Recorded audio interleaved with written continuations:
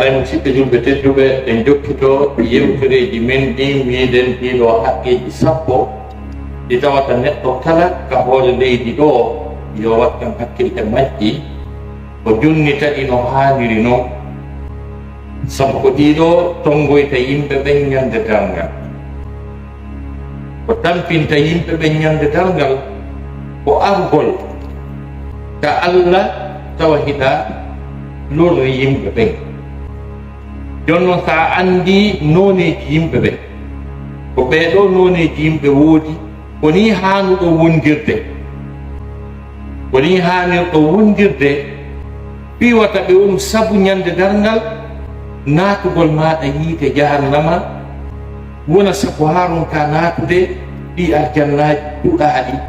labaɗi ɗi Allah subhanahu wa ta'ala ifani en fi muɗum kam. Sonnajo ko feƴƴinno ɗoɗo nelaɗo sallallahu alaihi wasallam ko manti ko o rewata ɓe inni ko waalowo juulude jam, ko ñallowo horude, ɓe inni kono o lorray kawtal makko. Nelaɗo maaki innaha finnar, immo e nder yiite na e wona ɓe. An mbiɗo dewe maɗe waɗuɗa ko juuluɗa ko horuɗa ko ittuɗa zakka, tawa ronkugol maɗa andugol ɓeɗo yimɓe ɓeɗo noneji haqqeji sappo ɓe wawata wondude e muɗum haron ka rentade, sabu ɗum ɗo wona hana ko yayi. E yewti fi yoga e haqqeji ɗin sappo en gari ko Allah subhanahu wa ta'ala daali ɗum ba'da a'udhu billahi samil alim min ash-shaytanir rajim wal yatama wal masakin wal jari dhil qurba wal jari al junub wa sahib bil jamb wa bin as-sabil wa ma malakat ayman. Hande en ƴettay wal jari dhil qurba no gasa ƴette wal jari al junub hino jeeya eɓe hanuɗa wattande hakkille, ɓe duwaɗa no jeeya eɓe joganiɗa goɗɗum ɓe hanuɗa jonnitude wiyeteɓe ɓen wal jari dhil qurba, kawtal jomiraɗo ɓattako, kawtal jomiraɗo ɓattagol honɗum woni ɗum. ɗo en yewtu fi kawtal jomiraɗo ɓattagol yewten fi ko wiyete kon kawtal taw aljar. Aljar ko ɗum wiyete kawtal ka haala ara, ko ɗum tabiti kawtal e maako nelaɗo sallallahu alaihi wasallam, ko ɗum tabiti kawtal e ayeje qur'ana ari e qur'an ko heewi ko Allah wiyete aljar ara kawtal o faala wi kawtal ma ɓe hodduɗa ɓe wonduɗa. Jomiraɓe gandugo wi ko cuuɗi 40 telemma sengo ka ñaama, cuuɗi 40 telemma sengo ko nana, cuuɗi 40 ka hirnangue e ka funnangue, ɗi cuuɗi ɗo fof ko kawtal ma wi'a. ɓeeɗo woni kawtal ma. Nelaɗo salamaki man kana yu'minu billahi wal yawmil akhir fala yu'di jarahu. ɓe maki kala on gonɗinɗo Allah, gonɗini ñaɗɗande sakkitine ɗen, wata o lorru kawtal makko, wata o lorru kawtal makko. Seydina Jibril alayhi salam wonde iway dow kammuɗe ɗin jeɗɗi, ɓay ko ton o iwata, o feƴƴa kammuɗe ɗin jeɗɗi o ara o tippo o tawa rasul sallallahu alaihi wasallam. Andi ton noon hakkude kammu e kammu ko duuɓi 500, duuɓi 500 laabi jeɗɗi Jibril wiira ɗin ara tippo ara huro nelaɗo ha gasa wiya rento kawtal magal, o wira kadi o wata ta ko mission ɗon tuɗantima wigo rento kawtal magal o wata. Ha nelaɗo sallam ɓe maki serali Jibril no waajolan fi kawtal an ngal ha mi sikki simi maayi kawtal an ngal no wawi ronde jawdi am. Jonnon aya o wi wal jari dhil qurba e kawtal maɗa kono hara ko jomiraɗo ɓattakol, ko onon woni kawtal kono hiɗon siɓɓidi kadi ka enɗam, ko on kawtal on fof moɗon ko on ɓe dalaba, ko on kawtal on fof moɗon kon ɓe jaagita e hoore ko won ɗon kawtal ngal haqqeji ɗiɗi hino ɗon haqqe ko won ɗum siɓɓe kon enɗan e haqqe ko won ɗon kawtal kon ɗiɗo ɗiɗi noon hino hakkude mum ɗon on hande kadi kala ko yani ka maɓɓe ko woni tana na haa ɓe nodde si suudu maɓɓe ɗum fuɗɗike sumude ko ya yaltin ɓeygu limaɗin kisange ɓiɓɓe maɗa ɓen uddi toon pompiji mon ɗi waɗon raccord on aɗon ɗannino yiite maɓɓe nge wallon ɓe ɗannini si tawi reedu goɗɗo e ɓeyguli makko ɗi muusi fi jibingol kurma on otowal ngal no nder ton si ɓe ari tumɓe ni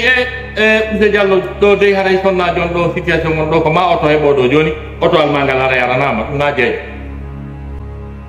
si a ƴettade otowal ngal nafuɗamo haray a mankinanimo goɗɗum o fotto e laakat walla winoma ko wal jaari sen ɓurba haray no tabboye ma laakat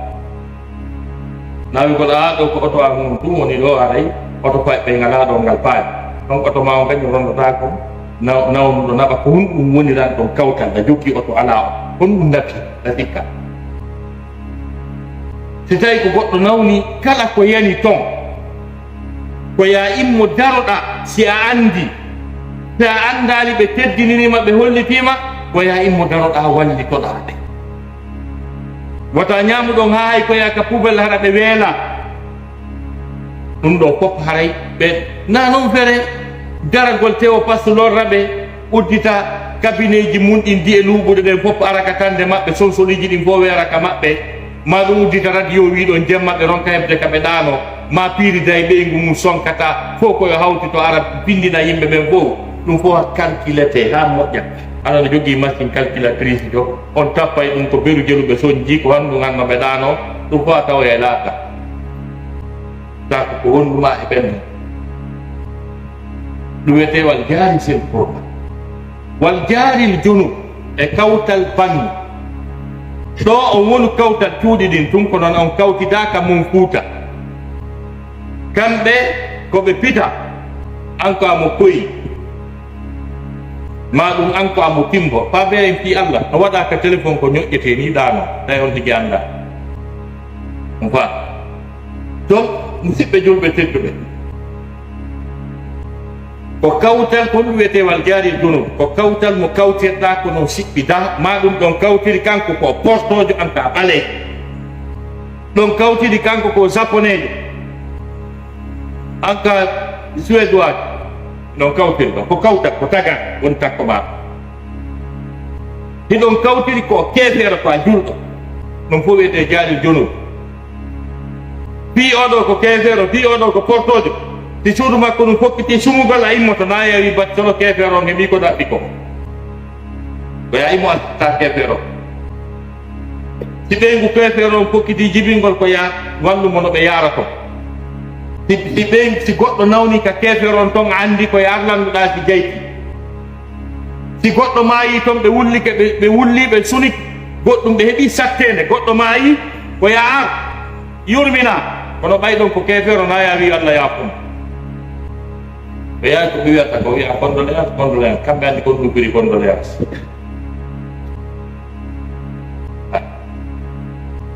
donc sifa ɗin ɗon piiji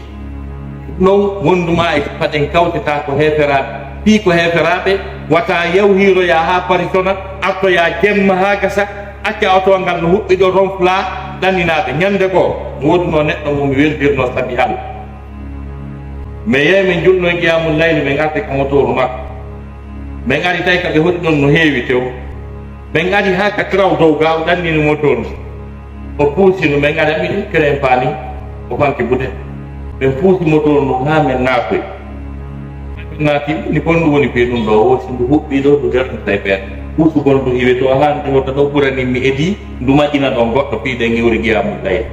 ini bala janngiyande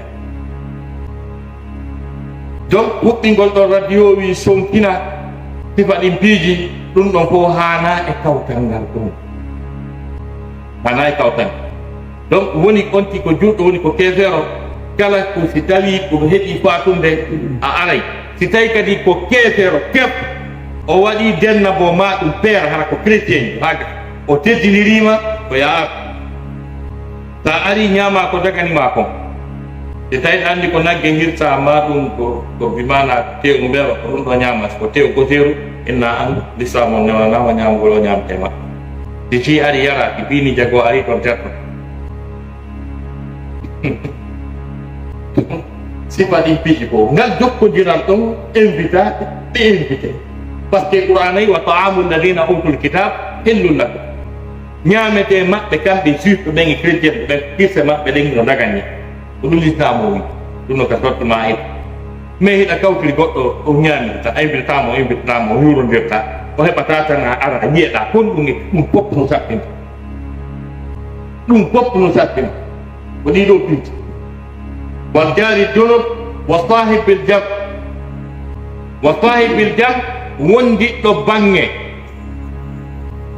wondi do bange ko adi taw jari junub on da himo duudi si iwti ka kawtal be wonduda be nokkum gotum bi maana hino yaha kadi be andanda hoore maada be jawduda do e auto goto taxi wal goto so jawdi nder to ko on kawtal ha tippona on kawtal dara goldo ngangi gorejo ma do yidi don goto hande kadi buttinta hande kadi so tanken ko do tawi di don anditi don be mabuno e dangude ga tal kursi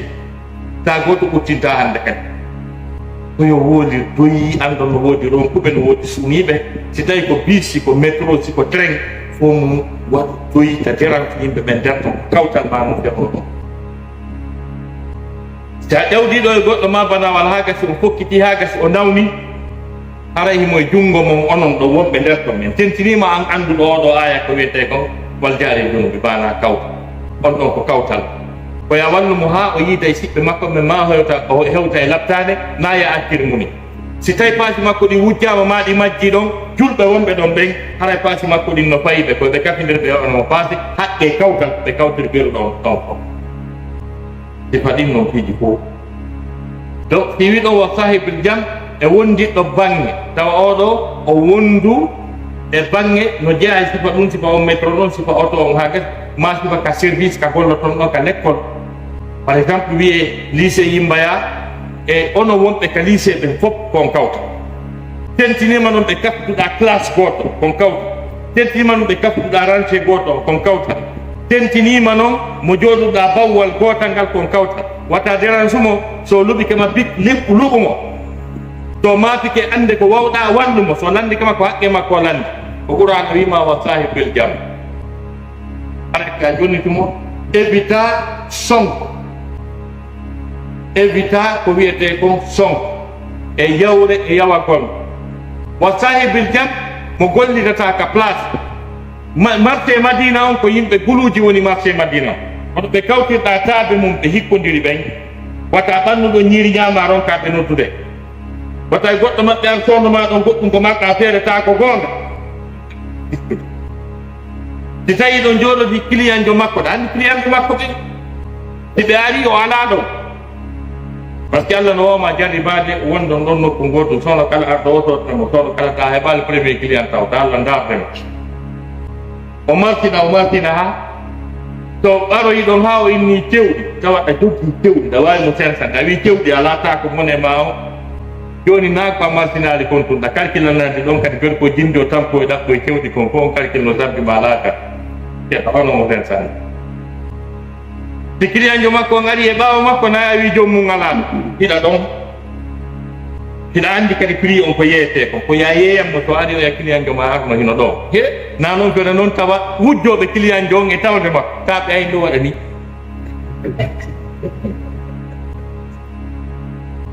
tifanin no piji ko piji bi hana di wattande mawbe men go ala ji ganda ustad ganda wonno be ron ko en hamda tay do be dum ko wonde do tawi be wadi don container be yeey sima be mari non tali ba jango be dongale wakkande be finata ben non fo darno suudu o marto programme sima o ko kambe ar tonna goddo go kadi ari wadi container sima takko ko kambe anda ko kambe marsi yimbe men ara sodana be ha be desida hande kadi kala attu ko panninta ma o da marsinali ber ko be marsini ko be yeyata ko ardo be na yaw bingilan ni dawdino renzi man jidi ndat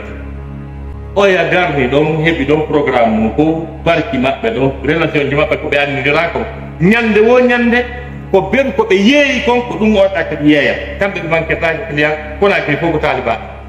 jano ga tanno andirano ɗum ɓen ko kotiraɓe Alhaji Ba Paye donc sifa ɗum wiyete kawtal moƴƴa ko sifa noon ko ɗum ɗo haani ko ɗum ɗo fof wiyete sahibil jam mo ƴawduɗa ka bool ko sahibil jammi maɗa mo wonduɗa ka métrowal ko sahibil jammi maɗa mo wonduɗa ka place ka yeeygol ko sahibil jam maɗa ka département ka wonɗa gollude ɗum bureau ji ɗin no ɓattodiri no ko sahibil jambi maɗa kawtal ngal kam feƴƴi ko jelu mo kala e ɓeɗo haaju mum e mapunde muɗum ko ya assiste rentoɗa yennugol ɓe e ñowgol ɓe e bonnugol inde maɓɓe e bonnugol programme maɓɓe kañum e wippagol client ɓe maɓɓe ɓen e liɓugol marché maɓɓe hay ɗo goɗɗo no yeeya ɗo goɗɗum o marsina tum goɗɗo ya piratoya ɗum sin liɓa prix on oya sooɗo ko wiyete ngeygu ko enna men wondiri ɗin piiji fof ko renteteɗi e mum ko ɗum noon fof wiyete wa sahibil jam donc ange yimɓe ka so waɗi transité aéroport buy noon ko ɗon moɓata haqqiji taɗi hettota ko aduna potton par exemple potton pañ wasi Charles de Gaulle goɗɗo e maɓɓe ƴettay ɗon joni vol ko Afrique du Sud o fuɗɗi goɗɗo ƴettay ɗon vol no fokti Séoul Corée goɗɗo ƴettay ɗon joni vol no fokti Bogota Colombie e yetta jalloɓe ɗum huɓɓata ɗumaji ɗin on faala e donc e sifa ɗum joɗɗon ka salon de transit ɗon sonka ɗon ɓe ronka heɓde ka ɓe ɗano ma ñama ɗon yiite furaɓe ɗon cuuɗi seedon ɗon a yaadi haqqeji maɓɓe ɗi a yaadi haqqeji maɓɓe ɗin o yiddata adna ko ɗum waɗi jurɗon toujours koye watta hakkille wona rentable hay ko kefer landimo service o walla mo assista mo o holla jikku moƴƴo ko ɗum ɗo wiyete julɗo on hande ko ɗo dari ɗen wa sahibel jam en continue e haqqeji ɗin janggo assalamu aleykum wa abono ko sen oustas Taibou ɗo fi kala conférence waɗaɗo ya hendomo wona ko sati a waɗira suguno kollungu woni waɗirde ɗo ni ko sengole vidéo ɗo ko spécial fi bayana oustas Taibou tun waɗeteɗo siɗa faala bayanaji maɓɓe ɗin fof ko ɗo tun abonotoɗa